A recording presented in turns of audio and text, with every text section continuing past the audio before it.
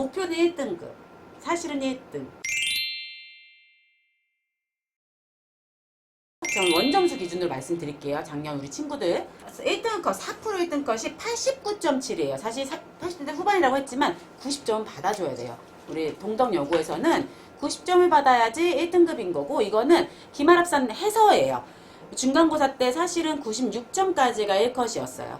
그래서 중간고사 좀 쉬었기 때문에 기말고사 선생님 좀 어렵게 내셨거든요. 그래서 1등급 100점도 한 6명 정도 있고, 그래서 조금 쉽게 내는 편인데, 그 쉬운 이유가 부교재에서 많이 나와요. 그래서 부교재를 일단 열심히 공부를 하면 그래도 웬만큼 고득점 받을 수 있는 시험으로 출제가 되는 걸 알고 계시면 될 것 같고, 2등 컷은 80점대 초반 정도. 그래서 여기가 좀 치열해요.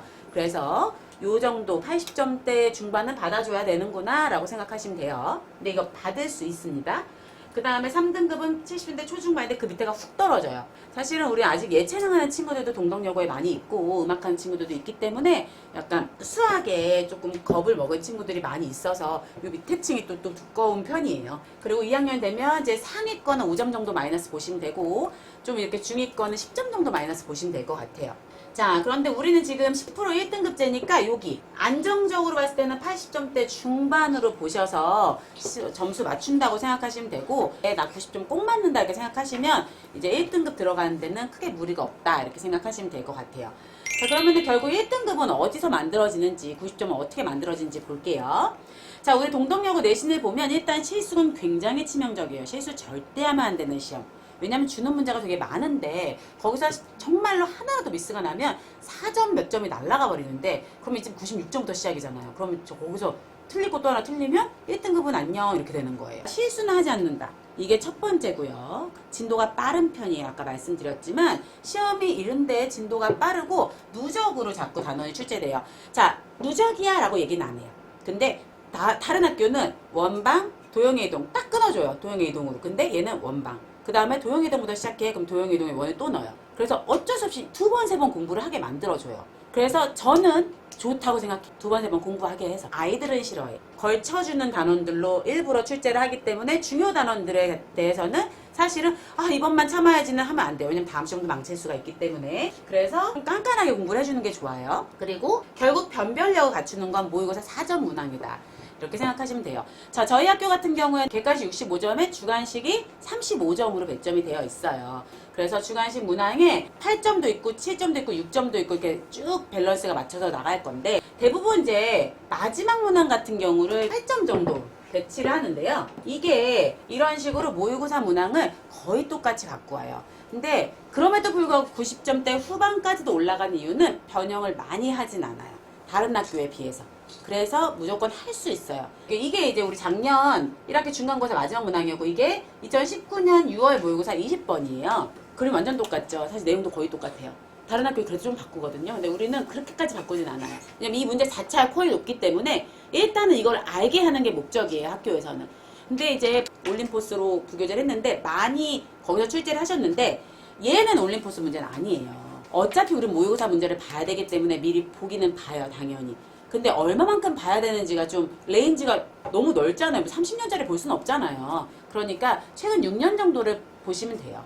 그리고 최근 걸 정말 많이 봐야 돼요. 지금 얘가 2019년이니까 작년이면 이제 5년 정도 마이너스인 거죠, 얘가. 봐주셔야 되는데 4점짜리 문항을 이제 반복적으로 보는 게 중요하다. 선생님들이 말씀하세요. 모의고사 낼 거야, 이렇게. 근데 몇 년도에 낼지는 말씀 안 하시죠.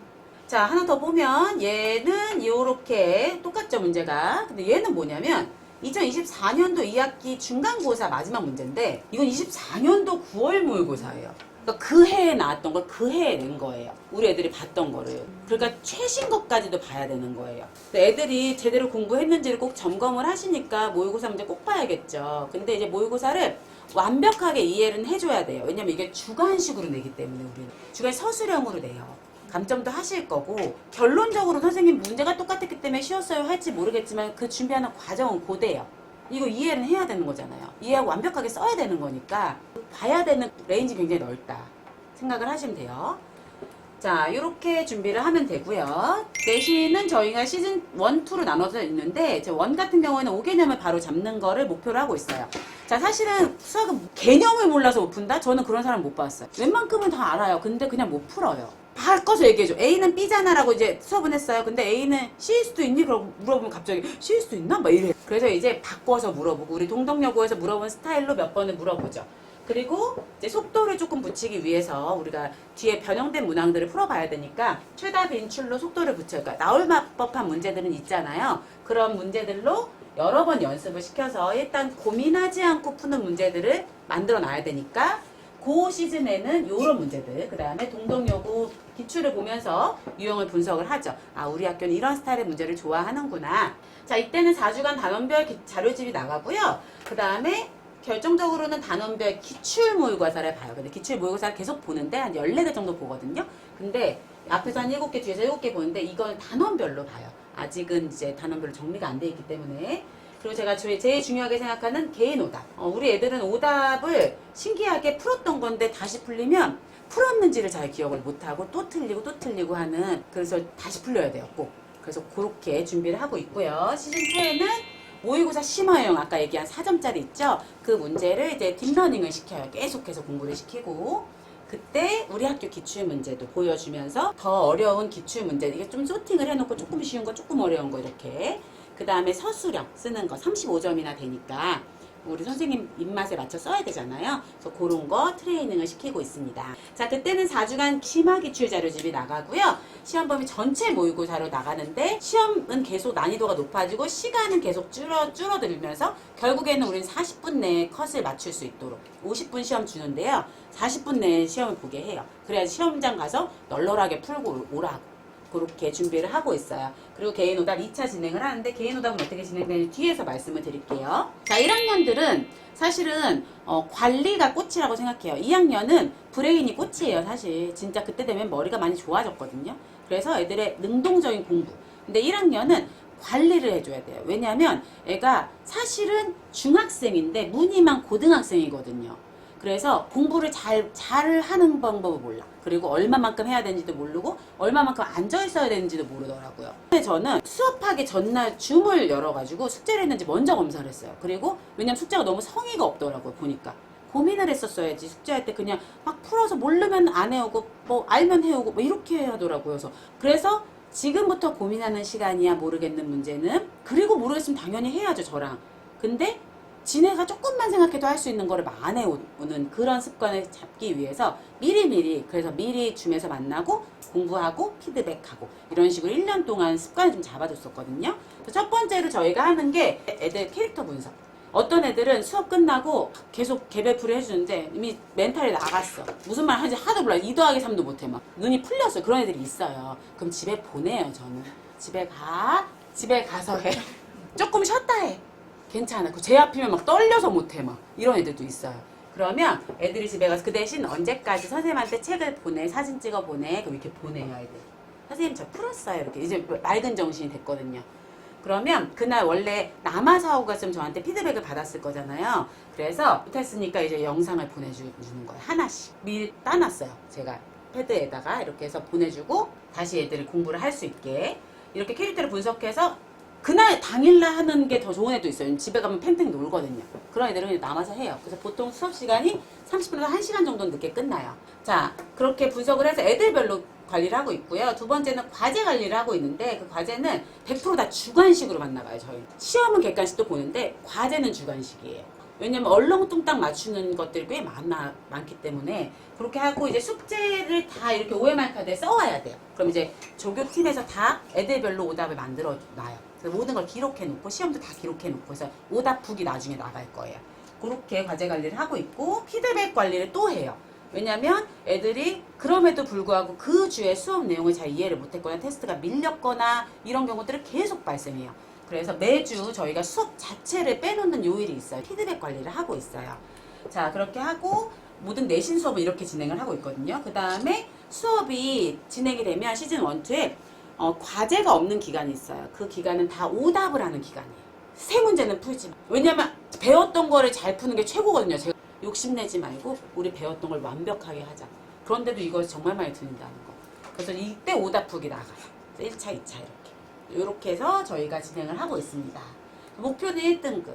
사실은 1등. 우리 동덕여고 1학년 내신반은요, 월급 본원에서 진행이 되고 6시부터 9시 반까지인데 뒤에는 조금 늦게 끝나니까요. 우리 원구쌤이 담당하시는데, 피드백이 매주 수요일 또는 토요일 날 잡혀 있어요. 그러니까 시간을 조금 비워주셔서 저희한테 시간을 많이 줄수록 아이들하고 공부에 호흡이 맞아질 거고, 그럴수록 또 성적은 잘 나온다는 거 잊지 마시고, 시간을 좀 만들어 주시면 좋을 것 같아요. 감사합니다. 걱정이 참 많으실 텐데 확실하게 말씀드릴 수 있는 건 과정이 조금 힘들더라도 시키는 것만 다 하면 내신은 1등급으로 모두 다 졸업을 합니다. 실제로 작년도 재작년도 그렇게 만들어 왔어요. 개정통합과학이 하나였다가 이제 원투로 바뀌면서 아이들 입장에서는 단원이 2개가 늘었어요. 원래 동덕여고는 1학기 중간고사부터 2학기 기말고사까지 하나, 둘, 셋, 4개의 단원을 하나씩 봤거든요. 근데 이제 이 똑같은 매번의 시험 동안 6개의 단원을 봐야 되니까 아이들은 1.5배인 거죠. 그래서 기존보다 분량이 150%가 됐다. 이렇게 보시면 될 것 같고요. 통합과학 1은 무조건 1학기 때 전부 다 끝내야 되고 통합과학 2는 2학기 때 모두 다 끝내게 되어 있습니다. 새로 들어간 내용이 이제 뉴라고 체크해둔 부분인데요. 저 과학의 기초는 물리랑 화학이 섞여 있고 그리고 통합과학 2에 있는 3단원은 이제 빅데이터 기반 기술을 얘기를 하는데 대부분 다 이 감염병 진단 그리고 예방 이런 거 관련돼 있기 때문에 생명과학 선생님이 하실 거라고 예상을 하고 있습니다. 아이들 아마 대비하기가 조금 평소보다 타이트해질 것 같아요. 커리큘럼 자체가. 이제 동덕여고 지필평가 어떻게 나오는지 한번 볼 텐데요. 일단은 아까 수학 선생님도 말씀하셨지만 예체능 아이들이 흔한 말로 깔아주는 게 조금 있기는 합니다. 실제로 다른 학교보다 압도적으로 문과라고 불리는 사회탐구 영역 그 선택자들이 아직도 많긴 하고요. 올해 2학년이 되는 아이들 같은 경우에도 제가 이제 2학년을 화학을 하는데도 화학 선택자가 80명 정도밖에 안 돼요. 지구과학이랑 생명과학을 이과생들이 다 한다고 해도 사실 150명이 안 되기 때문에 세화여고 같은 학교랑 비교를 해보면 똑같은 여고여도 절반 수준이라고 보시면 될 것 같습니다. 그래서 4%로 경쟁을 하기에는 상당히 부담스러웠던 건데 그래도 저희 아이들은 10%니까 조금 나아질 거다 이렇게 생각을 하는데요. 우선 그래서 상위권은 바뀌지 않아요. 특히나 과학에서는 그 몇 명 없는 이과 아이들이 아주 두드러지게 압도적으로 잘하는 경향이 있기는 합니다. 그래서 실수를 하면 지금까지는 1, 2등급은 왔다 갔다 할 수 있었을 텐데 사실 이과를 맘먹고 조금 과학에 관심이 있다 그러면 10% 안에서 유지하는 건 크게 어렵지 않을 거라고 생각은 하고요. 대신 아예 과학 준비를 안 했던 사회탐구를 2학년 때 한다고 마음을 먹었던 친구들도 1학년 때 통합과학 1등급은 배우면 할 수 있다. 이 정도 생각하시면 될 것 같아요. 그리고 통합과학을 다른 학교는 이제 A, B, C, D 물화생계 선생님들이 나눠서 들어가시기도 하는데요. 통합과학 동덕여고는 물리화학 지구과학을 통합과학 A 선생님이 하시는데 인원수가 꽤 많은 편이에요. 300명이 넘어요. 동덕여고 1학년이. 그러다 보니까 이 통합과학 A를 들어가신 선생님만 3분이시거든요. 그 선생님들이 어떤 선생님은 지구과학 전공이시고 어떤 선생님은 화학 전공이시고 이러시는데 근데 그 선생님들이 전부 다 그냥 통합과학 A 이렇게 반별로 나눠서 들어가시고요. 한 분의 선생님이 통합과학 B, 생명과학 1시간만 담당하고 계십니다. 아무래도 2학년 물리 선택자가 적다 보니까 학교에 계시는 물리 선생님이 한 분밖에 안 계세요. 그래서 1학년은 들어오시지 않고 지구과학 선생님 한 명이랑 2학년 화학원 담당 선생님 한 명, 그리고 3학년 화학 2 선생님 담당 선생님께서 통합과학 A를 이제 반별로 나눠 들어가십니다. 그리고 이제 100점 만점으로 지필평가를 했을 때 선운수령 비중이 100점이 많이 높지는 않아요. 그래서 문항수 자체도 정말 많으면 한 28개에서 30개 정도 40분에 풀이를 할 거고요. 사실 문항수가 많지 않고 이 선운수령 쓰는 것 자체에 스트레스가 큰 학교는 아니다. 이렇게 보시면 될 것 같은데요. 이게 아이들이 5년 동안 EBS 개념완성이라고 하는 교재를 부교재로 사용을 했었어요. 그래서 아마도 이번에도 개편이 돼서 새로 교재가 나오기 때문에 그게 똑같이 갈 거라고 예상을 하고요. 교과서는 천재교과서를 쓰는데 서초구 내에서 천재교과서 쓰는 학교가 손에 꼽아요. 5학교도 안 됩니다. 그렇기 때문에 다른 학교들 문제가 유형이 비슷하다고 풀려도 이 교과서 디테일이 없어요. 다른 학교는. 그래서 천재교과서를 쓰고 EBS 부교재를 쓰는 학교가 저희 학교 학교밖에 없다. 또 똑같은 이 디테일 데이터 찾기가 쉽지가 않아요. 그래서 동덕여고는 꼭 이 자료들이 따로 필요하다는 점. 저도 반포고 수업을 하고 있지만 똑같은 자료를 쓸 수가 없습니다. 겹치지 않기 때문에. 그리고 이제 물화생지가 나눠서 들어가는데 생지는 정말 위에 있는 이 EBS 안에 있는 거, 교과서 안에 있는 거 이 정도로 풀 수 있는 수준을 유지를 해주세요. 그리고 함정형 보기들을 조금 이렇게 섞어서 가는데 그래도 아이들이 충분히 훈련을 하면 생명지구과학을 틀리는 경우는 많지 않아요. 근데 문제는 물리화학인 거죠. 물리는 정말 세워하고 저리 가라 할 정도로 제가 다 풀어봐도 동덕여고 물리가 가장 어렵고요. 그럼 이게 수능 문제냐? 아니요, 그냥 올림피아드 내듯이 지어내십니다. 네, 근데 이 아까 통합과학 A에 들어가시는 선생님이 화학쌤 두 분이라고 하셨잖아요. 화학 2 하시는 선생님께서 화학 전공쌤 맞으신데 그 선생님께서 물리 문제를 정말 정성껏 지어서 만들어주세요. 그래서 정말 보도도 못한 문제가 동덕여고에서 나옵니다. 그래서 이 물리 파트가 1학기 기말고사, 2학기 기말고사에 있는데 사실상 이 물리를 다 맞으면 1등급이고 틀리면 이제 3등급부터 시작이고 이런 상황이 계속 이어졌었어요. 사실 화학은 중간고사 시험 범위에서 들어가는데 분명히 어렵지 않았거든요. 근데 작년에는 물리를 그나마 쉽게 내주겠다고 이제 화학을 그럼 좀 어렵게 낼게 이렇게 해서 작년에 난이도가 좀 많이 올라간 편입니다. 사실 여학생들은 선행을 다 안 했다고 하더라도 물리보다는 화학에 대한 접근성이 좋기 때문에 비슷한 난도라고 하더라도 화학이 조금 더 아이들이 쉽게 다가가는 경향이 있는 것 같아요. 이제 기출로 한번 보면서 비교를 해볼게요. 저희 수업 목표는 무조건 1등급 10% 이내에 드는 거고요. 그럼 이제 기출 어떻게 나오는지 한번 볼게요. 재작년 23학년도 기출이었고요. 쉬워요. 그리고 어렵다 하더라도 EBS에 있었던 거기 때문에 애들이 틀리지 않습니다. 그리고 작년에 처음으로 연습 문제를 줬어요. 근데 사실 주나 마나였거든요. 너무 쉬웠어요. 그래서 애들이 어머 이렇게 낼 건가 봐 하고 기대를 했지만 절대 나올 수가 없었던 게 중간고사 때 100점이 12명이 넘었기 때문에 즉 1등급이 갈리지 않았기 때문에 이렇게 낼 수 없어요. 이렇게 준비를 안 했죠. 훨씬 더 어렵게 준비를 했고 실제 이렇게 나왔습니다. 그림은 똑같죠, 그림은. 근데 이렇게 자료를 주시니 이것도 다 그리신 거예요, 본인이 엑셀로. 네, 이걸 아이들이 풀기 위해서 역학적 시스템에 있는 모든 개념을 한꺼번에 녹여서 3.7점짜리를 풀기 위한 문제였습니다. 이런 문제가 어디 나오냐? 없어요. 네, 서울고도 세라고도 이런 게 없어요. 그냥 지어서 내십니다. 그렇다고 해서 안 배웠냐? 그건 아니에요. 배운 개념들을 완벽히 활용해서 응용을 하면 풀 수 있도록 해줍니다. 그래서 동덕여고 물리 문제를 준비시킬 때 절대 있는 것만 가지고 만족해서 준 거 다 했다고 확신하고 아이들을 보낼 수 없어요. 이런 게 나오겠어? 하는 것까지 물리는 준비를 시키고 보냅니다. 두 번째, 이것도 작년 연습 문제인데요. 학교에서 이렇게 네 문제를 그림 하나에 줬어요. 그리고 실제로 나온 문제는 지금 그림이 한쪽에서 훅 던지는 거죠. 실제로 문제는 양쪽에서 뚝 떨어지는 걸로 문제가 나왔는데요. 지금 이 지문 하나로 아이들은 총 3문제를 풀게 되는데요.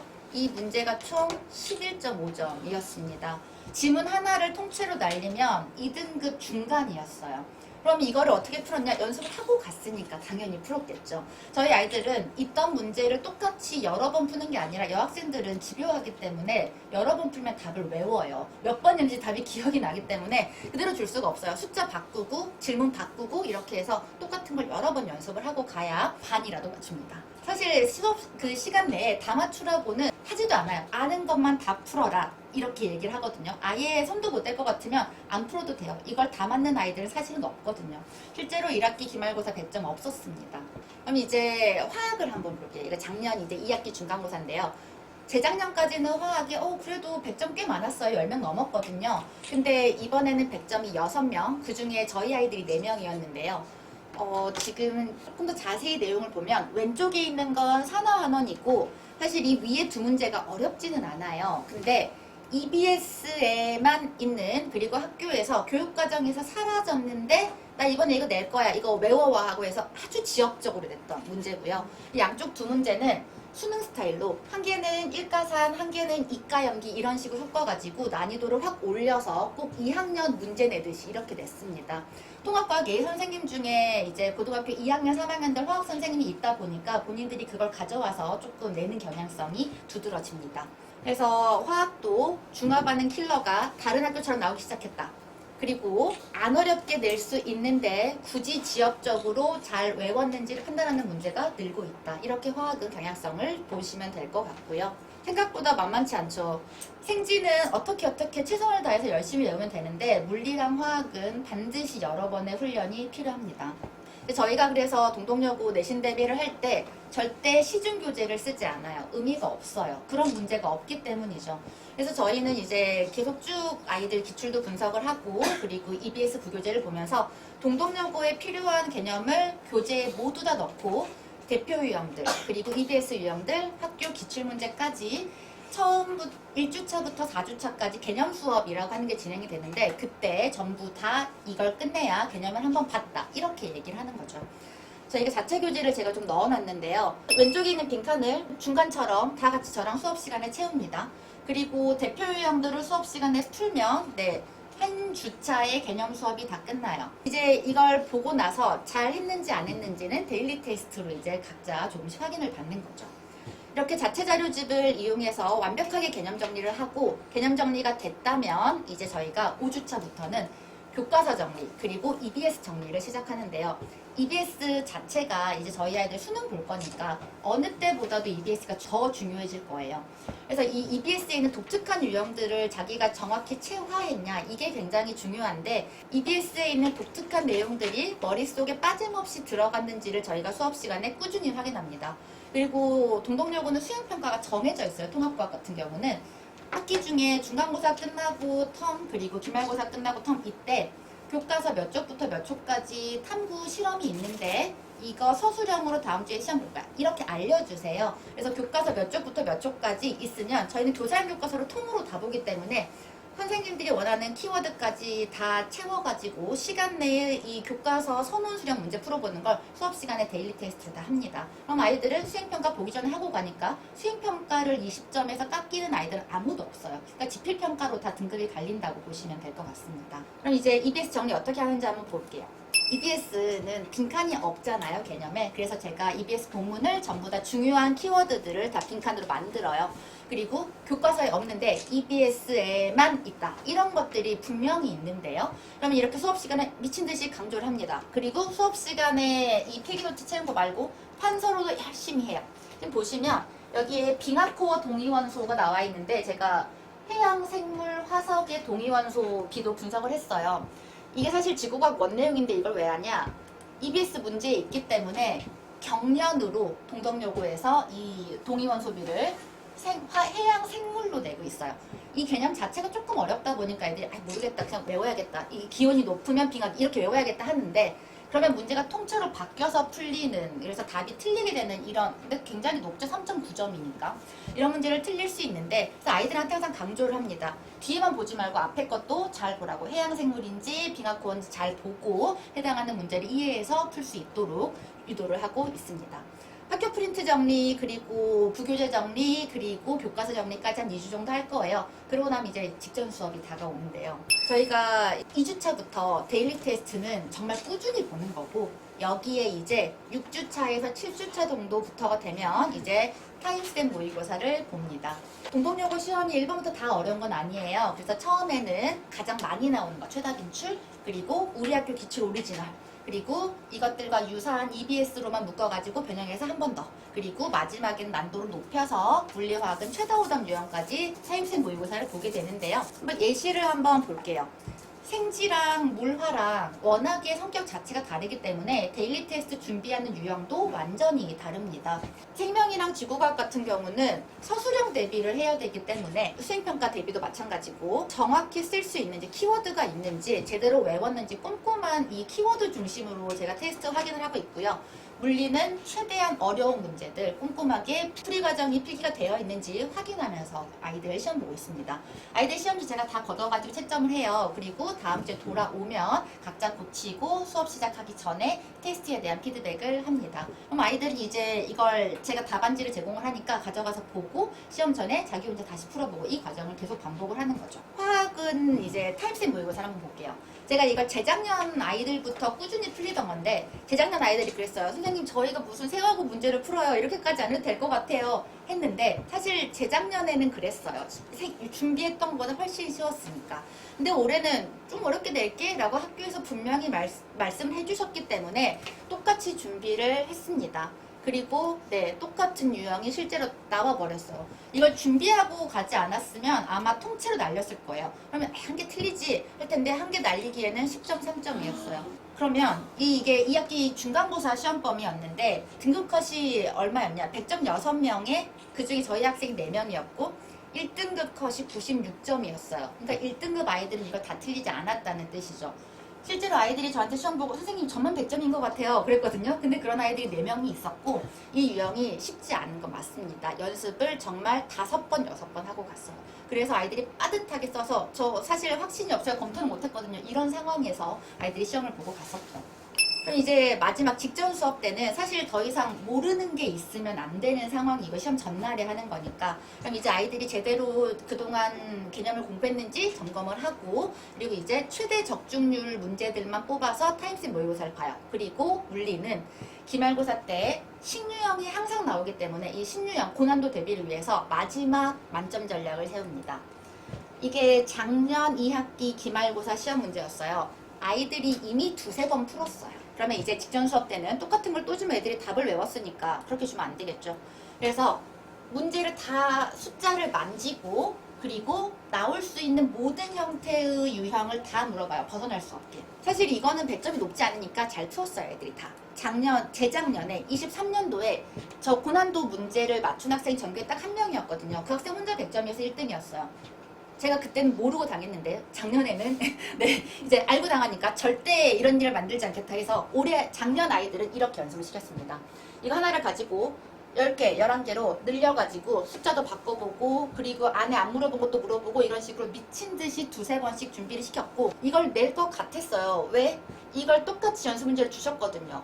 그래서 실제로 나왔습니다. 똑같이. 그리고 재작년에 1명 맞췄던 아이들이 올해는 한 8명, 10명 맞췄거든요.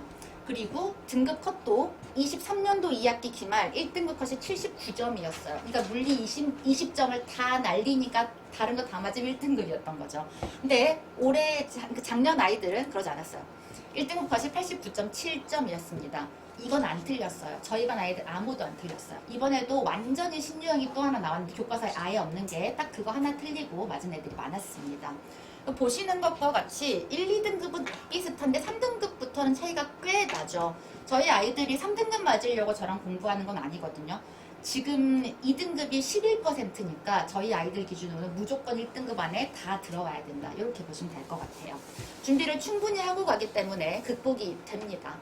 안 배운 게 나오면 그건 정말 전교생이 다 틀리는 거고 이미 나왔던 게 고난도로 나왔을 때 저희 아이들은 맞을 수 있게 저희가 작업을 하고 있습니다. 실제로 그 과정이 따라오는 게 쉽지 않아요. 아이들 진짜 울면서 전날까지 새벽까지 선생님 정말 죄송한데요. 이거 한 번만 다시 풀어주세요 하는 아이들이 정말 많거든요. 근데 어쨌든 따라오면 1등은 나와요. 그리고 자기가 1등급 문 닫을 수도 있어요. 작년 기준으로 4% 이제 1등급이 12등까지였는데요. 전교 1등부터 전교 12등까지 다 저희 반에 있었습니다. 근데 사실 그러면 12등까지가 다 화생지 하는 애들 아니냐? 아니에요. 6명은, 그러니까 절반은 문과예요. 아예 사회탐구 하겠다고 손 들었던 애들이에요. 그런 애들도 노력을 하면 통합과학은 1등급 맞을 수 있어요. 동덕여고 아이들이 이제 아무래도 여고생들이다 보니까 손들고 막 질문하는 아이들이 많지는 않거든요. 제가 그래서 목요일, 금요일에 저희 서초 학종관 상문고 바로 앞에서 수업을 하는데 학교 끝나고 한 15분, 20분 정도 여유 있게 시작을 하게 시간표를 짜놨어요. 근데 아이들이 정말 쏜살같이 학교 끝나고 한 20분밖에 안 됐는데 바로 오거든요. 어머님들이 회급을 해주시니까. 그러면 이제 자기 질문할 것 다 수업 전에 3-40분 하고 끝나고도 1시간 동안 아무도 안 가요. 그래서 어머님들이 항상 다 픽업을 와주시니까 아예 1시간씩 늦게 오세요. 그래서 한 명씩 자기 숙제하면서 1대1로 다 자기 거 질문하고 원 풀릴 때까지 질문하고 그러고 9시, 10시에 집에 갑니다. 그러고도 이제 질문이 남으니까 카톡을 하는 건데 이거에 전혀 저도 부담이 없어요. 동덕여고 아이들 정말 가르칠 때마다 참 행복하고 뿌듯하고 왜냐면 아웃풋이 확실하니까 열심히 하면 나오니까 저도 그래서 아이들이랑 끝까지 수업 직전까지 1시간 전까지 피드백 열심히 하고 있고요. 사실 과학이 처음인 아이들이 여러 번인 아이들보다 가장 많은 학교가 동덕여고는 맞습니다. 근데 스트레스 받을 필요 없어요. 대부분 다 비슷하니까요. 그래서 과학이 처음이어도 이과가 아니라고 하더라도 꼭 1등급 맞을 수 있게 잘 준비해놨고요. 저희가 3월 둘째 주부터 목요일, 금요일 학교 끝나고 바로 만날 수 있게 서초학종관에서 수업 준비 열심히 했습니다. 믿고 맡겨주시면 1년 동안 잘 마무리해서 보내도록 하겠습니다. 감사합니다.